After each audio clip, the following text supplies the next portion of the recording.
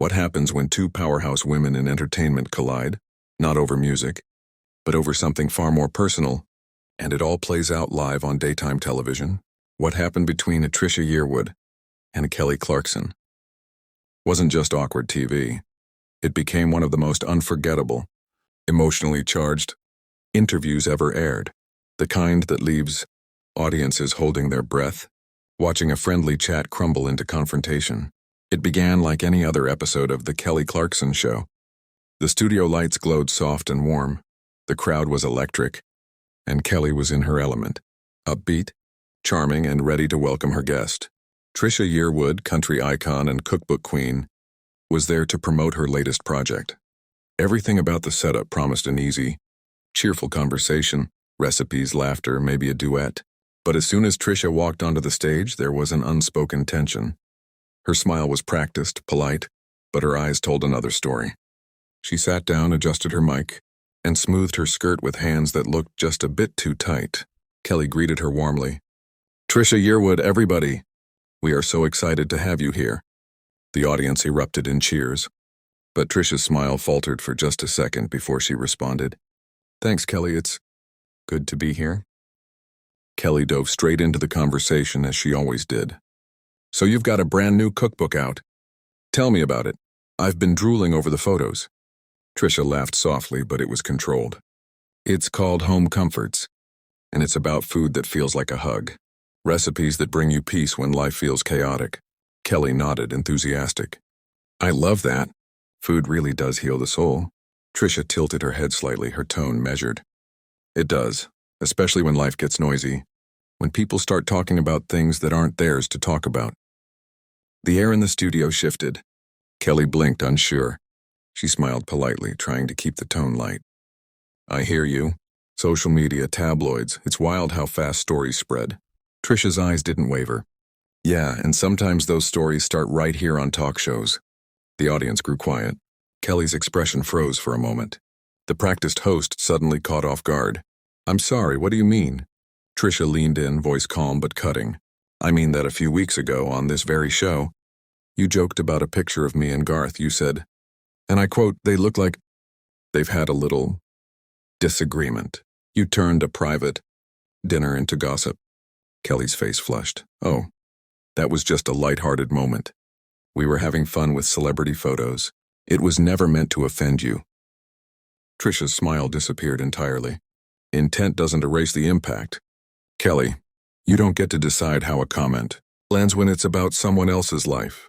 The audience stirred, sensing the tension rising. Kelly's tone softened. "Trisha, I truly didn't mean to hurt you. I respect you and Garth. You're one of my favorite couples." Trisha's voice hardened. "Then maybe treat us like people, not punchlines." The silence was heavy. Kelly looked down at her cue cards, then back up. "I didn't realize you felt this way." "You could have reached out." Trisha let out a quiet, disbelieving laugh. "I did, 3 times. I called your team. After you aired that segment about celebrity marriages under strain, you used our photo again. My publicist emailed when you talked about aging gracefully and flashed a picture of me as an example." Kelly's eyes widened. "I didn't approve that image, and that must have been a producer's choice." "Your name's on it, Kelly," Trisha said softly. "Your platform, your show, your voice. You can't separate yourself from what your brand puts out." Kelly's voice trembled slightly. "I'm sorry, I really am. I'd never want to disrespect another woman, especially one I admire." Trisha's tone was firm but emotional. "Then start showing that. Because every time you turn someone's body or relationship into casual chatter, you're teaching millions of people that it's okay to dissect someone else's life." Kelly took a deep breath, visibly shaken. "I hear you. You're right. We sometimes blur that line between conversation and intrusion. But this show is built on openness, connection." "Connection?" Trisha interrupted, leaning forward. "Connection isn't speculation. It's honesty. It's empathy. You can't connect with people while exploiting their pain." The room was utterly still. The audience didn't clap, didn't laugh, they just watched. Kelly nodded slowly, her voice quieter now. "You're right. I see that. But I wish we could have talked about this off camera." Trisha's eyes glistened. "I tried that, Kelly, but sometimes, when you're ignored behind the scenes, you have to speak where people will actually listen." Kelly looked down, visibly fighting back emotion. Trisha, I'm sorry, truly. I never saw those messages. But that's no excuse. You deserved better. Trisha exhaled shakily. I didn't come here to humiliate you. I came here to make a point. All of this has to stop. We're human beings. We're not storylines. Kelly reached across the table slightly, her voice trembling. I get that, I do. And I want to do better. Tell me how we fix it. Trisha hesitated, then said, You start by changing how you talk about people. Before you make a segment, before you say a word, ask yourself, would I want this said about me? If the answer's no, then maybe it shouldn't be said about anyone. Kelly nodded, tears in her eyes. You're absolutely right. I've made mistakes and I'll own them. I promise I'll be more careful.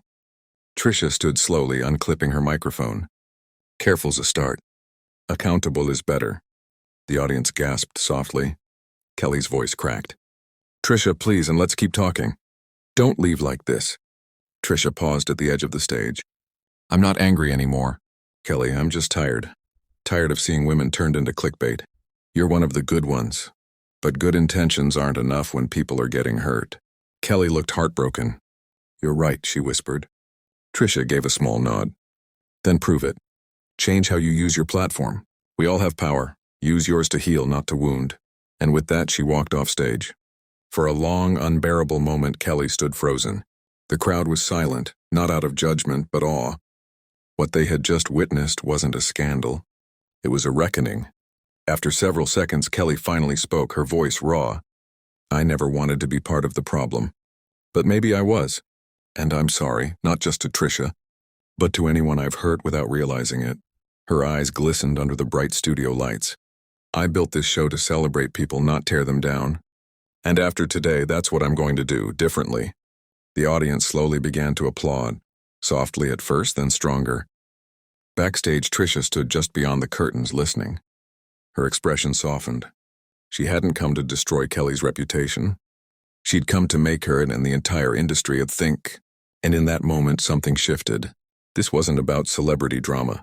It wasn't about gossip or clickbait. It was about accountability.